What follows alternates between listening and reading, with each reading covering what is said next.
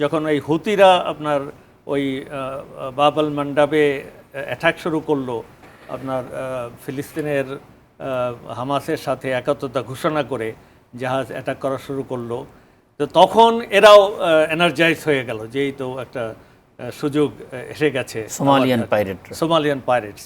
তো তারা তখন শুরু করলো নভেম্বর 2023 থেকে। তো এই যে শুরু হলো আপনার, সেটা নিয়ে মার্চের 12-তে আপনার এই এমভি আবদুল্লাহ ধরা পড়লো। তো এই যে আপনার সময়টা, এর ভিতরে ওরা 20টা অ্যাটাক হয়েছে।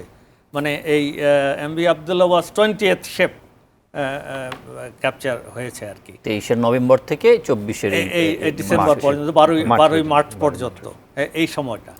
তো এখন আপনার প্রশ্ন যেটা, যে এটা যদি সেফ হয় তাহলে তো সব ঠিকই ছিল না, ঠিক ছিল না এই জন্য যে ওই যে স্পার্ক যেটা হলো, এই যে নভেম্বর থেকে যে আপনার জাহাজগুলো ধরা শুরু হয়ে গেল, 20টা অ্যাটাক হয়েছে, এবং এই এমভি আব্দুল আগে 2টা শিপ, একটা ইন্ডিয়ানরা ধরেছে, আরেকটা ইউ পেট্রোল থেকে ধরেছে, 2টা রেস্কিউ করেছে তারা।